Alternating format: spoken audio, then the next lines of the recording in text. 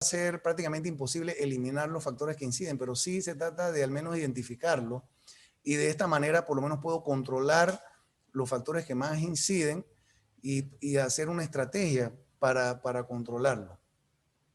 Lo que se trata es de buscar un sistema que mejor se incorpora a los factores existentes. La verdad que de eso se trata este tipo de trabajo. Bueno, entrando en el tema de los sistemas disponibles para los trabajos superficiales, hablamos de los selladores que pueden ver allí, los recubrimientos, membranas y los revestimientos. Generalmente la distinción que hay entre esos 4 tipos de productos tiene que ver con el espesor. Algunos productos pueden ser la diferencia, pueden ser la excepción, pero principalmente lo que va a variar es el espesor entre los productos. De igual manera, cuando uno tiene un requerimiento en un proyecto específico, muchas veces no es necesario hablar de espesores tan gruesos como los que tienen las membranas o los recubrimientos, sino se puede resolver según el tipo de problema que sea, se puede resolver con un sellador. Para hablar generalmente, los selladores son materiales que se aplican por aspersión, rodillo, y bueno, en casos muy, muy específicos, se aplican con los escurridores.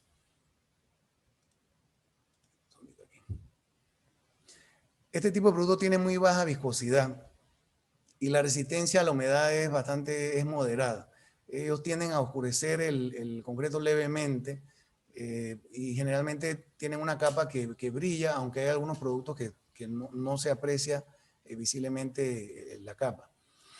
Excepto en el caso de los productos que son a base de metacrilato de alto peso molecular. La verdad que este tipo de producto en Panamá sí se ha usado con bastante éxito.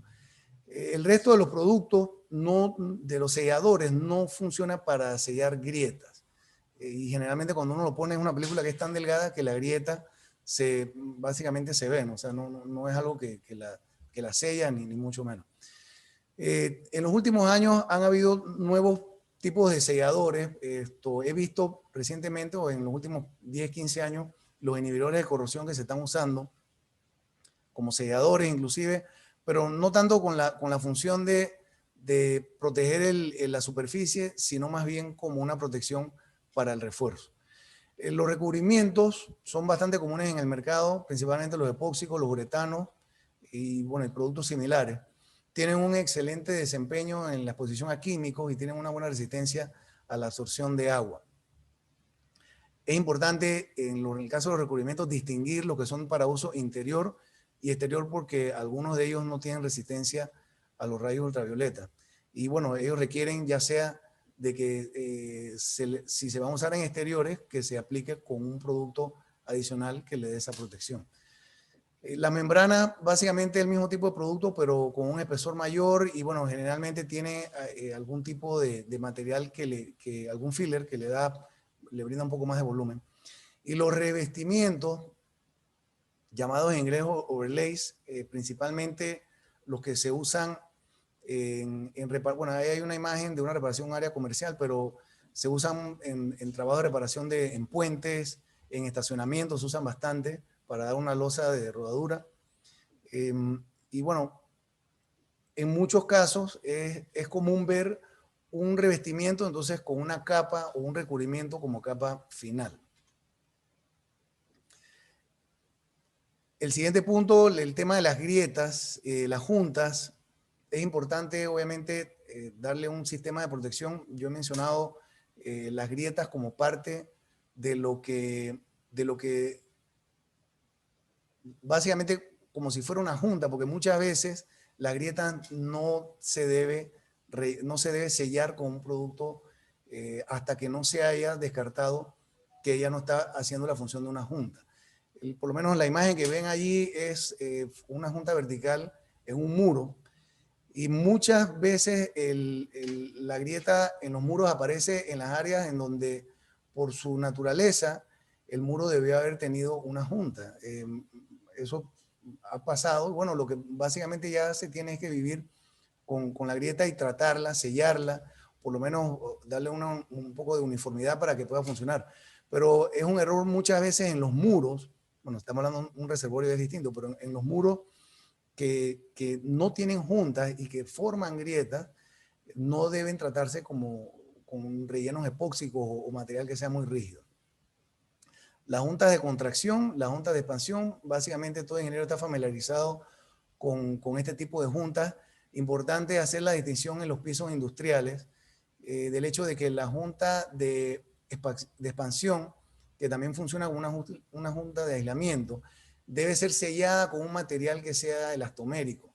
Y la junta de contracción debe ser rellenada con un producto que tenga una cierta dureza que permita su tráfico. El caso específico del uso de montacargas, que deteriora mucho las juntas cuando son tratadas de la manera incorrecta. Por lo menos una junta de contracción que yo le coloco un producto muy elástico, el producto no va a transmitir su resistencia a través de la junta y generalmente tienden a rajarse. Estos son temas que principalmente se ven en los pisos industriales.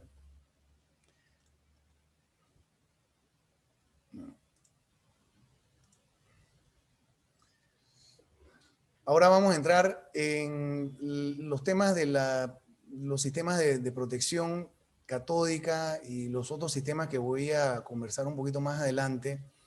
Hay mucha información de este tipo de sistemas en el ACI 222.2 y yo aclaro que este tipo de tratamiento, que ya no, obviamente no es un tratamiento superficial, pero es un tratamiento que se le hace a la estructura, no reemplaza el acero que está corroído.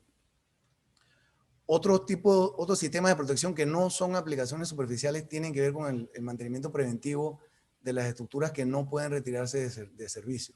El caso común, puentes, los muelles y estructuras civiles, que generalmente no las puedo retirar de servicio para hacer las reparaciones. Entonces, en esos casos, la protección catódica es una opción que, bueno, tiene ya más de un siglo de estar en uso y ha sido ampliamente adoptada, sobre todo en la industria marina, en estructuras civiles que de alguna manera tienen una proximidad al mar.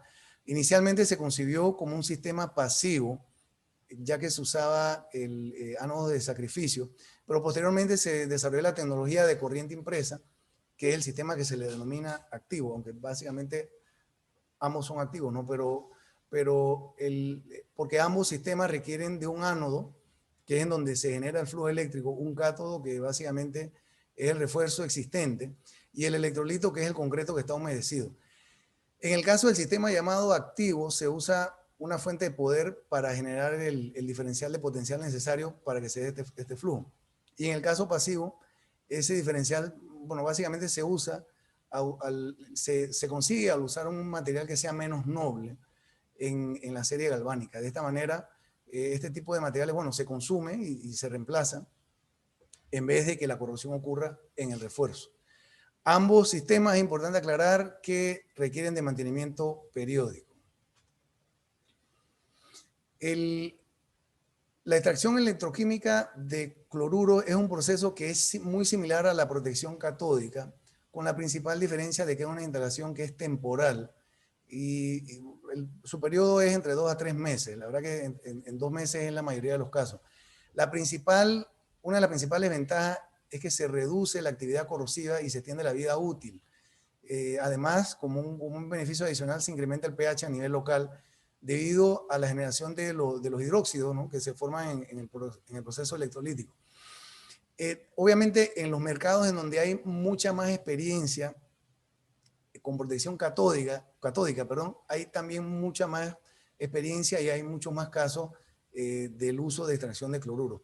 Acá en Panamá los casos son algo limitados, pero bueno, existen proveedores a nivel internacional que básicamente comparten su tecnología, ¿no? Y es lo que los países del medio generalmente recurren a este tipo de proveedores para este tipo de trabajo. El otro proceso similar es la realcalinización. La realcalinización electroquímica es un proceso similar al proceso anteriormente descrito, con la única diferencia de que el tiempo de ejecución es entre 3, generalmente es una semana. Y el uso puede ser tanto en superficies horizontales como en superficies verticales. Ahora, el caso del proceso de alcalinización generalmente se da en estructuras horizontales, pero en ambientes muy agresivos también se puede ver estructuras verticales. Bueno, hablando un poco del reforzamiento, voy básicamente a tocar, que esta es la última sección, vamos a hablar algo de métodos que hemos usado y en base a lo visto anterior en distintas aplicaciones. Los trabajos de reforzamiento dependen mucho de la experiencia y de la disponibilidad del contratista. Parece mentira, pero ese punto muchas veces se convierte en el factor determinante en este tipo de trabajo. Pero bueno, es importante que haya también una inspección con conocimiento que garantice la correcta ejecución de este tipo de trabajo. Sí he visto ese tipo de inspecciones en proyectos grandes, pero en proyectos relativamente pequeños, la verdad, en proyectos residenciales inclusive no, a pesar de que vemos trabajo de refuerzo, vemos trabajo por lo menos de inyección de epóxico y esto, no se ve mucha inspección calificada para ese tipo de trabajo. Dentro de los 3 puntos que vamos a mencionar, sí hago la distinción de que la reparación interna principalmente busca restituir la condición original del elemento estructural que estamos tratando. Los otros 2 puntos sí tienen que ver con un incremento en la capacidad. Antes de realizar las reparaciones de elementos estructurales, se debe contar con una evaluación que determine si los elementos han sido cargados más allá de su diseño original o de las cargas de diseño original, o si es que los elementos no cuentan con la capacidad para soportar las cargas originales del diseño. Ese tipo de evaluaciones debe contemplar la respuesta ante las cargas de servicios y obviamente la capacidad última, además de la consideración de las causas de la falla o la disminución de la capacidad. Es en este momento entonces cuando el consultor define si el elemento requiere solo una reparación para restituir la capacidad original o si lo que se requiere hacer es incrementar la capacidad. En las secciones más adelante voy a hablar de algunas otras alternativas para el reforzamiento. Pero en el caso específico de la inyección de epóxico, lo que se busca realmente es restituir la capacidad o restituir las propiedades iniciales del concreto. No se busca hacer trabajos que aumenten la capacidad. Todavía yo escucho gente en proyectos que habla de la inyección de epóxico como si le fuera a dar un poco más de capacidad a la estructura. Y ese es un tema que obviamente hay que aclararlo lo más pronto posible para evitar dudas de ese tipo. Bueno, les puse algunos puntos de las limitaciones y los usos principales. Importante es que algunos de estos productos pueden ser sensibles al agua, aunque hable de que no sean sensibles al agua, básicamente si no han cumplido con las pruebas que están especificadas en el ASTM C881, no cumple, o sea, no puede ser usado como un producto dentro del concreto que obviamente va a estar húmedo. En el caso del reforzamiento, existen 2 tipos, como dije, uno es el interno y otro el externo. Los reforzamientos internos, y puse una imagen bastante básica del tipo de trabajo, esto por lo menos es común en los pavimentos. Generalmente el mecanismo de falla tiene que ver con transferencia de cortante. Internamente, por las mismas condiciones de cómo se ejecuta el trabajo, por lo general, el único tipo de incremento de capacidad o de incremento de propiedades solamente va a tener que ver con una respuesta al corte. No así flexión u otros métodos, porque existen otras formas más eficientes y realmente tanto para el diseño como para la misma ejecución de conseguir esa capacidad. Así que por esa razón, el reforzamiento interno yo lo dejo siempre como un punto específicamente cuando tenemos que ver reparaciones en donde el problema que se quiera ver tiene que ver con capacidad de cortante. Los otros 2 casos del reforzamiento externo, vamos a hablar un poquito del el tema del diseño estructural. Obviamente, para entrar en un proyecto de refuerzo estructural y de incrementar la capacidad, eso tiene que venir diseñado y el diseñador tiene que basarse en el tipo de diseño según el código que aplique, ¿no? Según el tipo de material que esté usando. En el caso específico del FRP hay mucha información que está patentada y que no está disponible en los códigos. De manera de que para poder usar ciertos tipos de productos que son a base, que usan la tecnología de refuerzo con polímeros, con FRP, el diseñador tiene que ponerse en contacto con el fabricante. No podemos dejar al fabricante por fuera de los criterios de diseño, por las razones que acabo de explicar. Yo he tenido muy buena experiencia, por lo menos contactando al fabricante a que me dé información adicional, sobre todo en los casos en donde tengo que desarrollar la capacidad del FRP y no tengo suficiente espacio disponible. Caso típico, un refuerzo en donde tenga que trabajar muy cerca a un shear wall, por ejemplo, a un muro, y tengo que tener algún mecanismo de desarrollar la capacidad del sistema que estoy usando de FRP. En esos casos, la verdad que la ACI lo que recomienda es guiarse con las recomendaciones que tiene el fabricante. Ahí puse ejemplo de 2 o 3 fabricantes que acá en Panamá ofrecen sus productos para DFRP.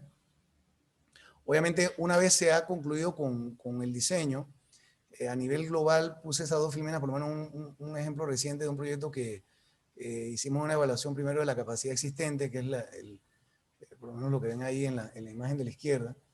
Y en la parte de la derecha se ve las nuevas cargas. Obviamente, inclusive en ese caso yo traté de emplear el programa de diseño que ofrece el fabricante, pero bueno, cuando son casos un poco amplios y que tienen elementos que tienen continuidad y ese tipo de cosas, la verdad que uno tiene que desarrollar sus propias hojas de cálculo, como en efecto las pongo allí. Así que antes de meterse a colocar el tipo de refuerzo, específicamente hablando del FRP, y bueno, los otros tipos, por supuesto que hay que trabajar con un diseño que esté terminado. El caso específico del refuerzo con FRP tiene muchísimas aplicaciones. Todavía yo encuentro literatura, por lo menos desde hace 2 años para acá, he visto inclusive casos distintos, nuevos casos que se resuelven con FRP. Cada fabricante, también eso es un punto que no mencioné en la filmina anterior, pero los fabricantes tienen muchos casos, he visto que ellos tratan de cuidarse, por lo menos el espesor de los laminados, que sea leve. Algunos son un poco más grandes, un poco más pequeños. O sea, todo ese tipo de cosas obviamente tiene la parte comercial también de fondo, ¿no? Pero al momento de diseñar, yo tengo que fijarme lo que hay disponible según el fabricante que yo estoy usando, y no es tan fácil realmente cambiarse de un fabricante a otro una vez el diseño esté terminado, porque obviamente por temas de costo, generalmente el costo no lo va a permitir. Para refuerzos en cortantes, la verdad que el FRP funciona muy bien, tanto en vigas como en columnas. Para incremento de capacidad por confinamiento, la verdad que trabaja bastante bien. Y bueno, algunas limitaciones que tiene, la protección contra incendio, que generalmente se consigue con un recubrimiento, y otros detalles adicionales que bueno, están disponibles en el ACI 440, tanto para diseño como para la ejecución del proyecto. El caso de los trabajos con placa de acero se usa principalmente en Panamá en los casos en donde el concreto no ha dado la capacidad. Ese es el uso principal. Elementos de carga axial, también bueno, en columnas, en vigas.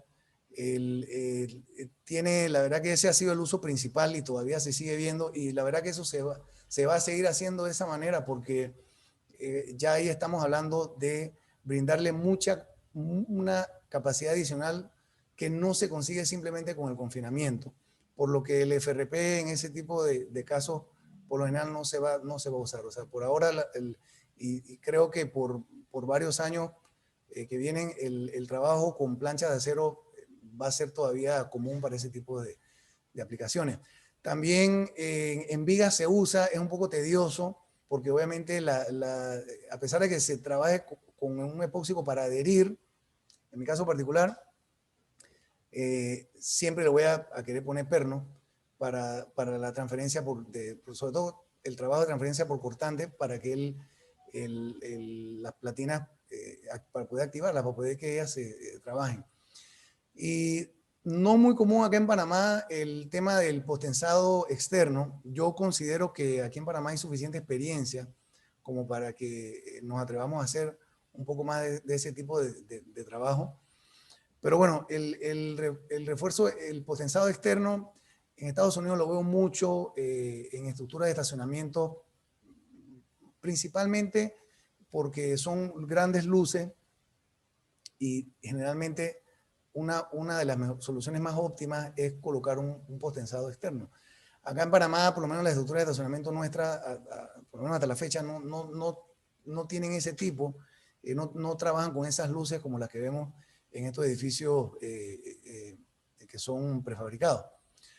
Pero es una tecnología que aquí en Panamá mucha gente domina, el tema del postensado. Solamente es adecuar los accesorios para poder aplicar este tipo de reparaciones.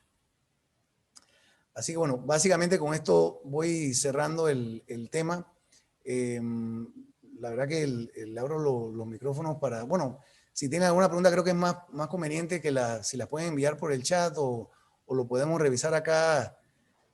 O si quieres, no sé si, ingeniera Soberón, si abrimos los micrófonos Sí. o vemos los chats, ¿cómo hacemos? Sí, vamos a atender primero las preguntas que tenemos en el chat. Okay. Mientras me levantan la mano, si necesitan hacer alguna consulta, levantan la mano. Podemos atender las dos. Empezamos, okay. Ingeniero Villalba. Tenemos aquí una pregunta para el caso de una junta de construcción que no fue tratada y ahora se comporta como una filtración pasante en una de un estacionamiento que se recomienda para su reparación. Bueno, lo que pasa es que esta junta de construcción, si es una losa postensada, realmente ella conceptualmente no, por lo que me estoy imaginando, es un elemento continuo, o sea, no puedo, a menos que sea si una junta de construcción como tal, creo que el caso típico es una viga que, bueno, fue vaciada, o una losa, perdón, vaciada hasta L tercio, en la región de L tercio, y de ahí en adelante fue el siguiente vaciado. Ahí no puedo usar productos muy rígidos para la reparación, y lo que yo he recomendado es un sellado de la junta, o sea, es un sellado en la superficie de la junta, y si es un estacionamiento o una estructura que va a estar expuesta a agua, bueno, entonces se impermeabiliza superior, se coloca una membrana para darle una protección al sello de la junta.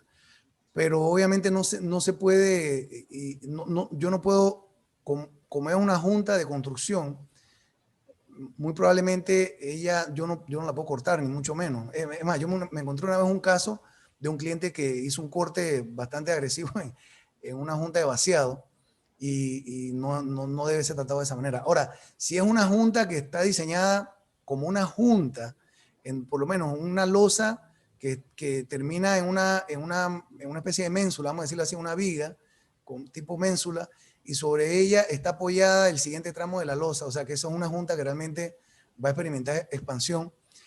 Existen perfiles que se usan específicamente para ese tipo de juntas, pero que tienen grado de soporte de agua, o sea que controlan el paso del agua. Yo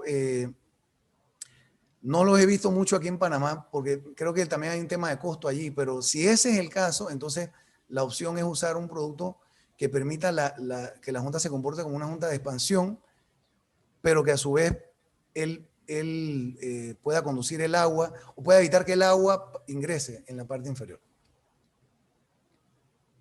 Ok, continuamos con, acá nos consultan el acero expuesto en una reparación, ¿cómo se debe tratar y cuándo se debe reforzar? Permítame un segundito, no le escuché la... ¿Ya? Ok, el acero expuesto en una reparación, ¿cómo se debe tratar y cuándo se debe reforzar? Me disculpa, me repite la pregunta, que perdí totalmente el audio hace un minutito. Ok. Repetimos, el acero expuesto en una reparación, cómo se debe tratar y cuándo se debe reforzar.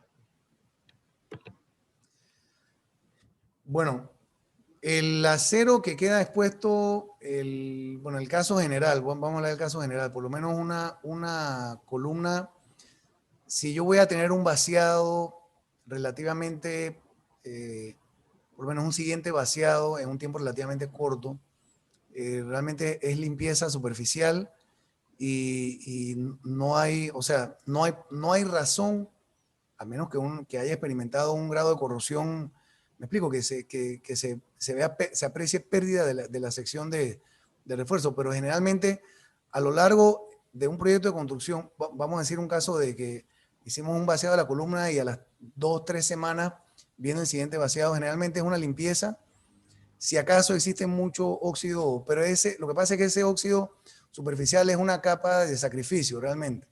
Entonces en ese caso no se afecta. Ahora, en un periodo prolongado, vamos a decir el caso específico que tenemos ahorita con el tema de 7, 8 meses, un proyecto parado, por lo menos losa que quedó parcialmente vaciada, este tipo de cosas, o en el caso de la columna, se tiene que hacer una inspección para ver si la condición del acero revela que el grado de corrosión va más allá de simplemente, o sea, y eso se aprecia porque empieza a ocurrir, o sea, cuando ya yo empiezo a ver descamación superficial, es que ya yo realmente estoy entrando en pérdida de sección. Si lo que yo veo solamente son picaduras y puntos que se pueden manejar con una limpieza, básicamente ese es el criterio, o sea, es limpiarlo y hacer una... Escuché que en el mercado hay un producto, inclusive que tiene certificados de calidad y todo lo demás. No tengo el nombre a la mano, pero sí sé que existen, por lo menos, y disponible a nivel local, un tipo de producto que es no residual y se aplica sobre el refuerzo que esté corroído y por lo menos él para el proceso corrosivo, o sea, él no permite evita que siga. Recuerdo que el fabricante alega de que inclusive lo elimina por completo, pero aunque así sea el caso, de todas maneras se va a requerir de una limpieza superficial antes del siguiente vaciado. Yo no considero necesario en esos casos aplicar por lo menos un epóxico de adherencia o este tipo de cosas, o sea, de adherencia para que el metal se adhiera al concreto nuevo, no lo recomiendo. No lo recomiendo en el uso de refuerzo, o sea, no me parece que es práctico en ese uso. Sí, ingeniero, acá consultan si nos puede mencionar los 3 proveedores que citó, los 3 proveedores. Bueno, los proveedores con los que... ¿Hablando de qué? ¿De FRP? ¿O de qué tema?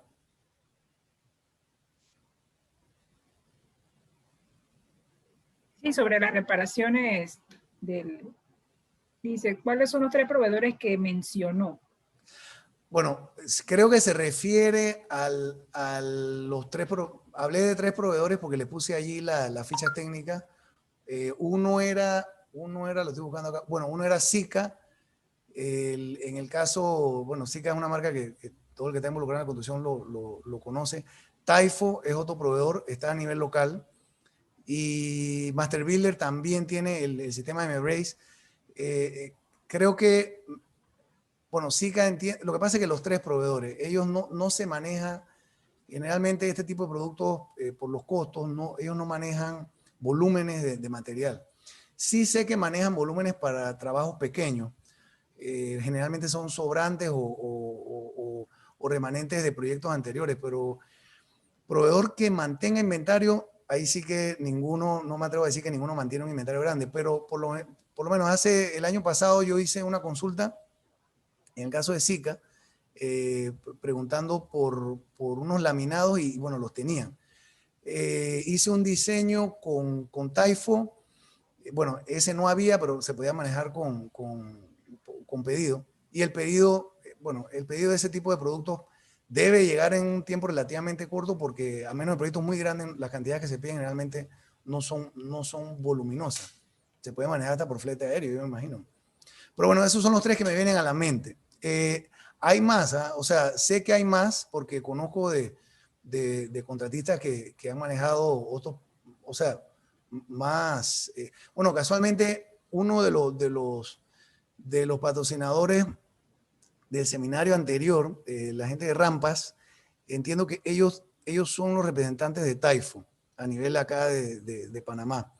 En el caso de Zika, bueno, Zika es su propio, ellos mismos tienen su representación local, su oficina. Y en el caso de BASF, de Embrace, es la gente de refrigerants y aditivos, correcto, la gente de refrigerants y aditivos. Pero repito, generalmente no manejan inventario. O sea, esos son temas que se manejan con tiempo. Yo como diseñador, por lo menos cuando voy a diseñar, por lo menos pregunto si hay disponibilidad y qué tiempo demora, ese tipo de cosas, para en caso de que el cliente me lo pregunte, yo por lo menos tenga una idea del tiempo de entrega de ellos. Pero generalmente, repito que no, ellos no tienen inventarios locales. Ok, ingeniero, acá tenemos otra consulta. Es un elemento estructural donde el recubrimiento del acero quedó por debajo del recubrimiento mínimo, lo que provoca que el acero se corroe, generando desprendimiento del concreto y que no se encuentre en un ambiente marino. ¿Qué método es más recomendable para la reparación?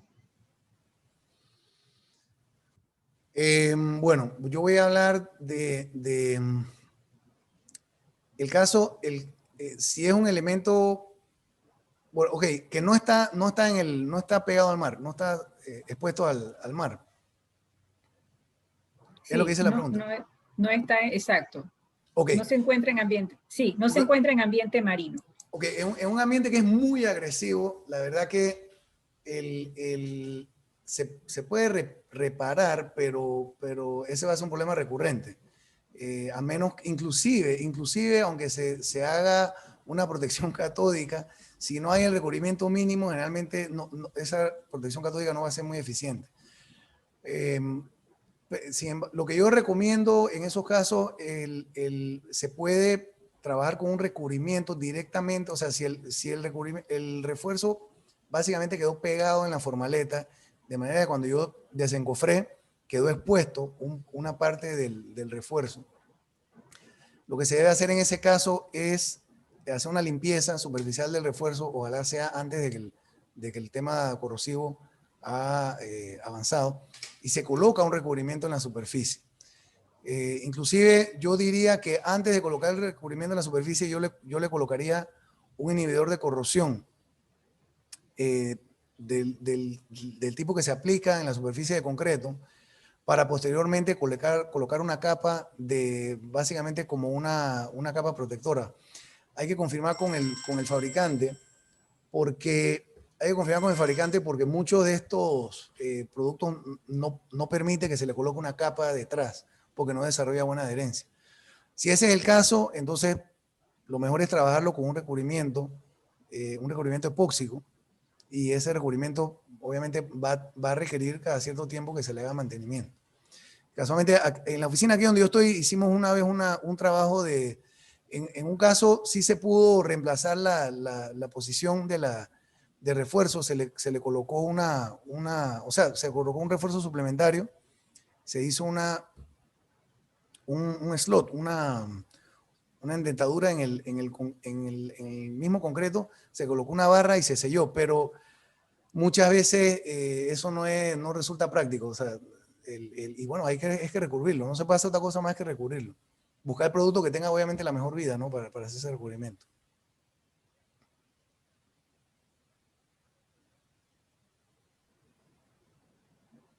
Ok, no tenemos más preguntas al respecto. Vamos a revisar si alguien levantó la mano para ver si tenemos alguna consulta adicional. Nadie ha levantado la mano. Listo. Ok, ingeniero Villalba, estamos agradecidos en el día de hoy su participación en este interesante webinar acerca del diseño y ejecución de reparaciones estructurales con referencia a la norma ACI 546, ACI 224.10, segunda parte. Así que le agradecemos y esperamos seguir ilustrando sobre estos temas interesantes para la comunidad de ingeniería en Panamá con respecto a temas de ingeniería civil. Le agradecemos, ingeniero Villalba. ¿Cómo no? Por ahí en enero tengo programado un seminario casualmente de la vivienda unifamiliar, que es un tema que lo tenemos allí hace como un año, hablamos bastante de eso. Y bueno, ojalá pueda contar con su participación. Listo. Por ahí lo vamos a contactar. Interesante. Listo. Muchas gracias, entonces. Agradecidos a todos en la noche de hoy. Gracias por su participación en este ciclo de seminarios, webinars del Colegio de Ingenieros Civiles de Panamá, Sociedad Panameña de Ingenieros Arquitectos. No habiendo más preguntas, muchas gracias, buenas noches y bendiciones a todos. Muchísimas gracias. Gracias. Ok, muchas gracias. Saludos.